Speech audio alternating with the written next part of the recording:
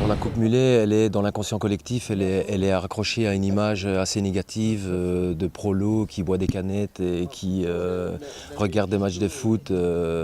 Ouais, aujourd'hui, on veut participer au renouveau de la coupe mulet en lui accrochant une charge symbolique forte qui est celle de l'articulation entre deux extrêmes. Le mulet, c'est un animal hybride, résultat du croisement de deux animaux. Au même titre, le porteur du mulet, il porte en lui la rigueur de la coupe courte devant et la D1 symbolisée par les longueurs dans le cou.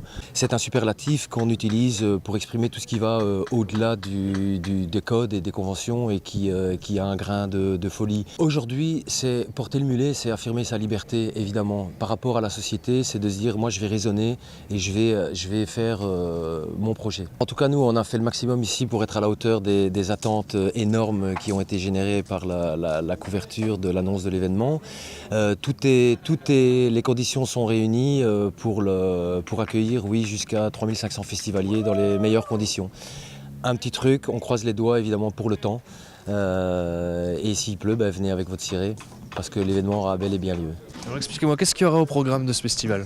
Donc premièrement des concerts que vous voyez ici sur la scène de toute la journée de 13h à minuit environ. Donc la plupart des musiciens arboreront cette coupe de cheveux. Ensuite, en fin d'après-midi, il y aura les élections des plus beaux mulets du festival. Donc ça, je préfère ne pas vous en dire plus. En tout cas, ça se voudra un moment interactif avec le public et vraiment convivial.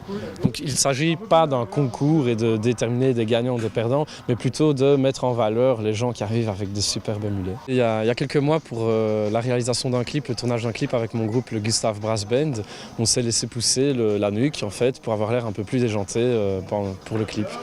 Et du coup, j'ai écrit un événement Facebook un peu pour le fun, en sachant que ça ferait peut-être le buzz. Ça a fait le buzz. Les brasseurs du Borinage ont proposé d'héberger l'événement dans leur brasserie, ici sur le site élargi de la brasserie que vous voyez.